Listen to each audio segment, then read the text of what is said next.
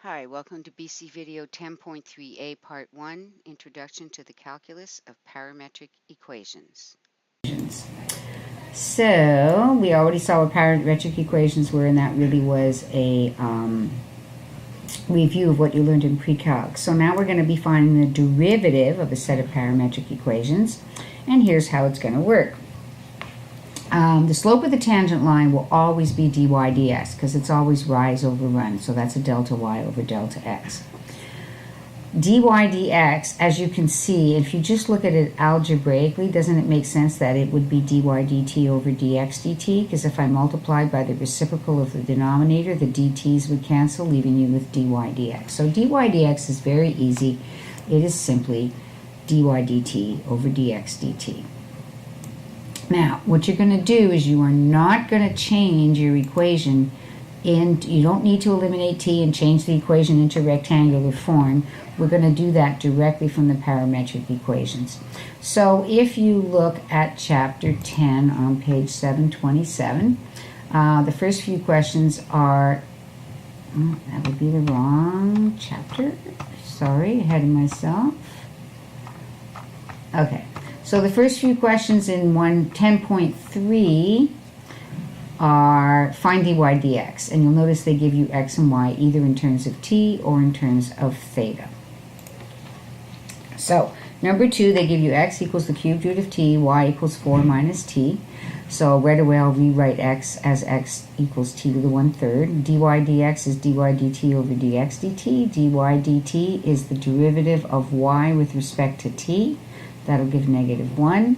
dx dt is the derivative of t with x with respect to t.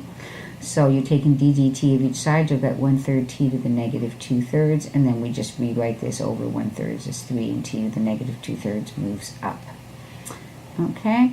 As far as how, if you want to see how we're getting from here to here, you're basically taking d dt of each side of this equation, giving you dy dt is equal to, and then now you just get -1.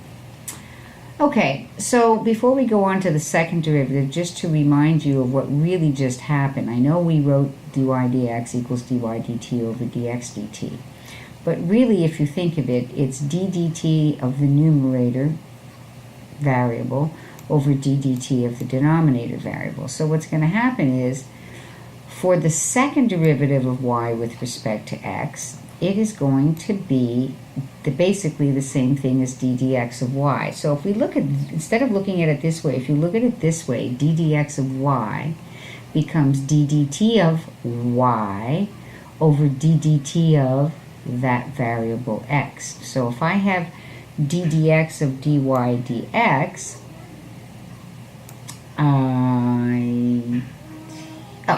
So if I have d dx of dy dx, which is what the second derivative of y with respect to x is equal to, what I have is that I'm going to take d dt, just like here, my d dx of y, the numerator became d dt of y, so just like here, I'll do d dt of dy dx, because that's the quantity that I have here, over d dt of that variable x. So same idea, d dt of that variable x.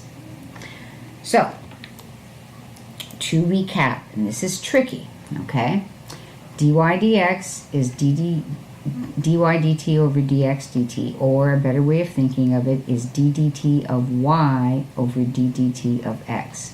So the second derivative of y with respect to x, being d dx of dy dx, is going to be d dt of dy dx over d dt of x.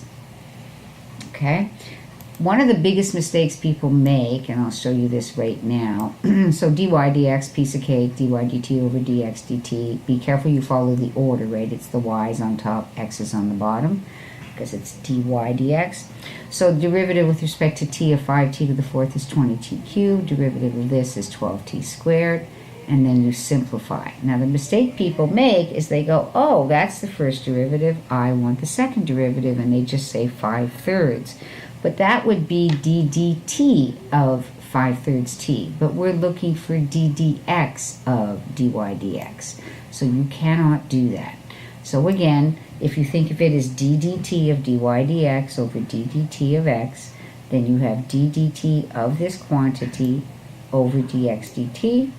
The derivative with respect to t of 5/3 t is indeed 5/3, and dx dt we had already found up here is 20t squared, and that would give you 5 over 36t squared.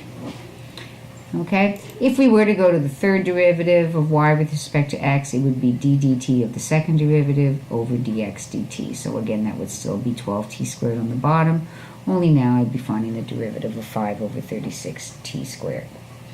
So be very careful. The second derivative of y with respect to x, you do not simply take d dt of dy dx. Either way you look at that left side, that is not something you're allowed to do.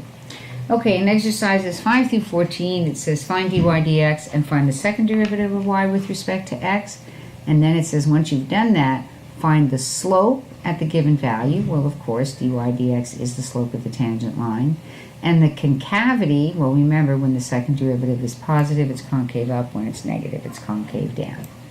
So if we look at these examples, numbers 5 through 14, so what they're going to give you is a set of parametric equations, and then they're going to give you a point at which they want you to find the slope and the concavity of that curve. So this is like number 8. So the set of parametric equations is x equals t squared plus 3t plus 2, y equals 2t. And they want you to do this at t equals 0. So the first thing to realize is what is the xy coordinates when t equals 0? Well, 0 plus 0 plus 2 is 2, and 2 times 0 is 0. So t equals 0 means we're dealing with the point 2, 0. dy dx is dy dt over dx dt. So you're taking d dt of y, which is 2, d dt of x, which is 2t plus 3, and that would be your first derivative of y with respect to x. When it comes time to find the second derivative of y with respect to x, you're going to take d dt of dy dx over dx dt. It's very easy to mess this one up. So since I'm going to be taking the derivative, I'm writing it with a negative exponent over here because I don't want to have to deal with a quotient rule. And of course, the dx dt is the same dx dt we found there, which is 2t plus 3. So the derivative of this is negative 2t plus 3 to the negative 2 times 2. Don't forget that chain rule. And then these are both 2t plus 3. If I bring that down, that becomes 2t plus 3 cubed. 2 times 2 is 4, and there's your answer. Now, they want the slope of the curve at t equals 0, which means the slope of the tangent line at t equals 0, which means the value of dy dx at t equals 0. Here was our dy dx, 2 over 2t plus 3. We're doing that at t equals 0. That would mean you have a slope of 2/3. The concavity at t equals 0, we would have to take the second derivative, replace t by 0, and when you do that, you'll get negative 4 over 27, and therefore the graph must be concave down at t equals 0 because the second derivative is negative there.